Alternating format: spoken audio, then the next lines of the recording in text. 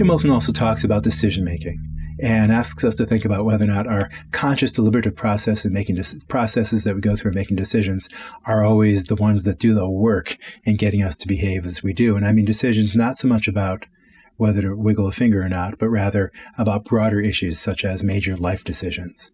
So many of us have been brought up on the Ben Franklin method of decision-making, in which you divide up a piece of paper to two columns and put pro on one side, con on the other. Franklin writes the following: "My way is to divide half a sheet of paper by a line into two columns, writing over the one pro and over the other con. Then during 3 or 4 days of consideration," Franklin writes, "I put down under different heads the short hints of different motives that at different times occur to me for or against each measure. When each reason is thus considered, separately and comparatively, and the whole lies before me, I think I can judge better and am less likely to make a rash step." That's a well-known, very famous method for decision-making.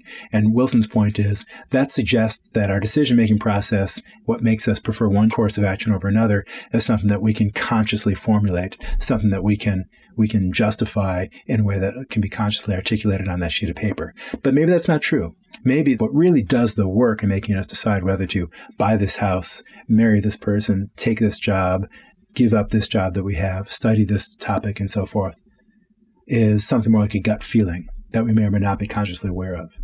Now, if that's right, and many people attest to the idea of a gut feeling in favor of one course of action as opposed to another in big life decisions, the Ben Franklin method is not going to be the key to deciding what to do in a difficult situation.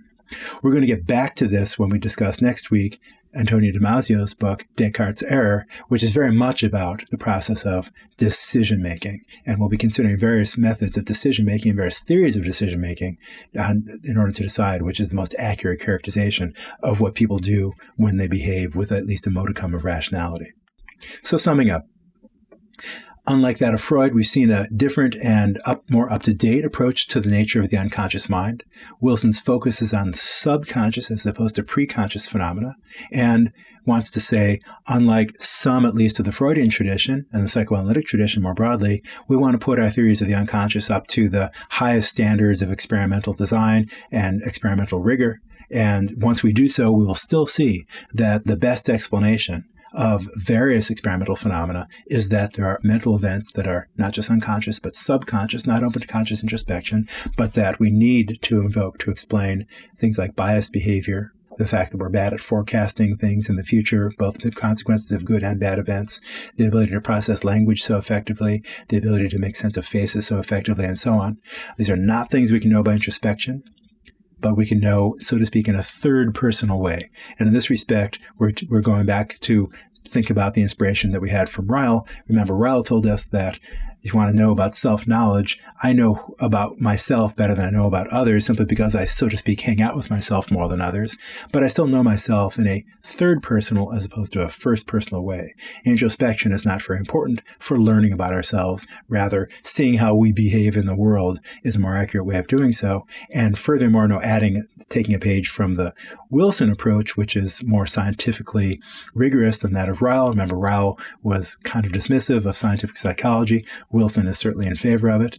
Wilson will say, not just hanging out with yourself, but watching yourself and the implications of your behavior and experimental results, what happens when you take tests on the Project Implicit website and so on, are going to be especially revelatory as to what's going on in your unconscious mind, especially because most of us tend to be spin doctors. So if you just ask me what I think of myself based on my self-observation, I might prettify, sugarcoat things in a way that a hard look in a mirror or a hard look at the results of the tests from Project Implicit and various other relatively objective sources of third personal information about my unconscious mind that might be not quite as attractive, but still important to understand what makes me do the things that I do.